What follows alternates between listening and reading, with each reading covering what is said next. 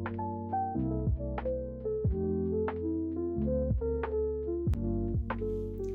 there, students. This is Dr. Owenz coming to you with another dialectical behavior therapy skill. This one is called radical acceptance, and radical acceptance falls under the distress tolerance skill. Reminder again that all of DBT falls into 4 buckets. We've got our mindfulness skills, our distress tolerance skills, our interpersonal effectiveness skills, and our emotion regulation skills. And remember that distress tolerance skills are about learning to bear pain skillfully, because pain is unfortunately a part of our lives, right? And so distress tolerance skills are for things that are really painful, that we're having a lot of trouble with. On the subjective units of distress scale, distress tolerance skills are for things that are 7 and 8 and 9. They're really difficult. And so we're just trying to kind of allow ourselves to get through them without making the situation worse. So, and in DBT, we talk about that there are 4 solutions to any problems. So 1, we can solve the problem. That sounds great, right? And proactive and productive. It's not always immediately available or possible for us. 2, we can change how we feel about a particular situation if we can't change the situation. That's also not always available to us, especially if the way that we're feeling in the moment is really, really intense. 3, we can accept reality as it is. That's where radical acceptance falls in, of course. And of course, there is a fourth option here, which is to continue feeling a lot of misery or pain and not do anything, or do something that makes things worse. So DBT is about choosing one of those top 3 options rather than the 4th option of continuing to be, in a state of emotional suffering or doing things that make our lives more difficult for us. So we're changing the problem, changing how we feel, or accepting reality as it is. So radical acceptance means that you accept both the world and the events the way they are, as well as accepting yourself. And they use the words fully or all the way and as is. And so you accept yourself fully, including mistakes you've made, or things you've done, or the way that you're feeling, right? The basic premise of radical acceptance is really one that, like much of DBT, is influenced by Buddhism, which is the idea that suffering equals pain plus non-acceptance. So pain is a part of life, physical and emotional pain. But the idea here is that suffering is caused by not accepting pain. Meaning that the wishing it would be different, judging it as unfair, saying things that it shouldn't be that way, and ruminating about that really extends the pain into what we call suffering. Of course, if someone breaks up with you, if you are fired from a job, if someone you love is hurt physically or emotionally, that is painful. But I shouldn't have been fired, it was unfair that I was fired, or this person never should have broken up with me, or why did they, and how can I make it different? That is the piece that is called non-acceptance, right? And that is the piece that causes suffering to continue or to endure longer, right? So the idea in radical acceptance is that you're kind of working with life as it's given to you, rather than working against it. And so I'm going to link here an equanimity meditation. Remember that equanimity is the sense of calmness, of balance, of composure, of mental evenness. And an equanimity meditation uses particular phrases like, I am as I am. May I accept myself just as I am. Things are as they are. May I accept things just as they are. You are as you are. May I accept you just as you are. So practice that equanimity meditation if you'd like. That's a way of practicing with one's whole body. right? So acceptance is kind of a step that allows problem solving. We can't problem solve something if we don't accept the facts of it, right? And so it's a earlier step in the process. Acceptance does not mean that you approve it, right? So perhaps someone you know was in a horrible car accident and the person who hit them was driving while intoxicated. We don't approve of that, right? But that did happen. And so once we accept that it happened, instead of fighting how it shouldn't have happened, and if just this one thing would have been different, it wouldn't have happened, which leaves us really stuck, really caught. Instead, radical acceptance walks us through some steps so that we're able to accept reality as it is, even if we don't approve of it, so we can move forward in problem solving. I love dialectical behavior therapy for how it breaks things down into micro steps, which can be really helpful when we're having a really hard time with something, right? It's really easy to practice radical acceptance with things that make perfect sense to us, right?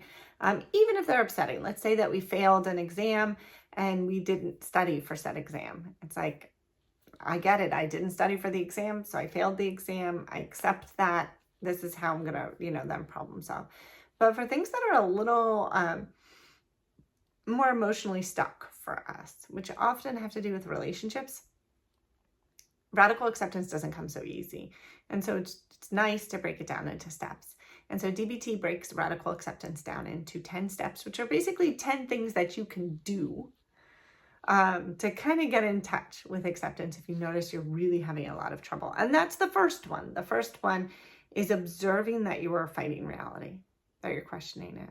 So if a loved one, going back to that example, was in a car accident, we know that we're fighting reality if we're thinking these thoughts around this shouldn't have happened, and if they just would have stayed at our house, they wouldn't have been on the road at that time, or so on and so forth. So we might notice, in part because the foundation of DBT is mindfulness, and so we've had some practice disengaging from our thoughts so we can catch our thought processes a little bit easier. So number one, we notice, hey, I'm having a lot of trouble accepting this. I notice my thoughts are kind of negotiating or fighting or questioning the reality of this. Number two, remind yourself that this unpleasant event is reality and it can't be changed. This is what happened. This is what happened. My family member left my house. Someone else was driving while intoxicated. There was an accident. They were injured. So that's kind of going back to that mindful describing skill where you state just the facts. Remind yourself of the facts.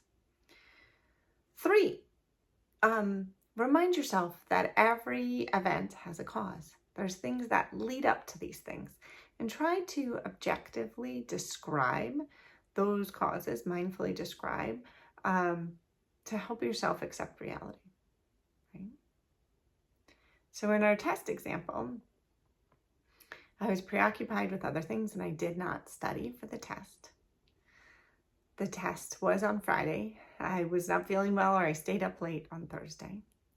I was unprepared and perhaps quite tired. I took the test. I failed the test, right? So acknowledging how, people's lives have been shaped by a series of factors. And these lead up to this event. This is just how things happened. Right? Same thing with the car accident. This person drank. Their blood alcohol level suggests they had 4 drinks in the last hour. They chose to get into the car, right? Drive the car. They lost control of the vehicle, right? So reminding yourself that things lead up to reality. Practice accepting with your whole self. What does that mean? It means think about ways to involve your mind, your body, your spirit in the practice of acceptance. The equanimity meditation is a way to do that because we're using imagery, we're using phrases that we say to ourselves. And so we might, for example, another skill we talked about previously was half smiling with willing hands, so kind of hands upturned. This is what happened, right? So kind of trying to use our body to help cue our minds to accept this reality. Another way is to practice opposite action. So if I notice I'm having a lot of trouble accepting something that happened, in our car accident example, opposite action is doing the opposite of what I feel like doing. What would I be doing, if I did accept that this happened?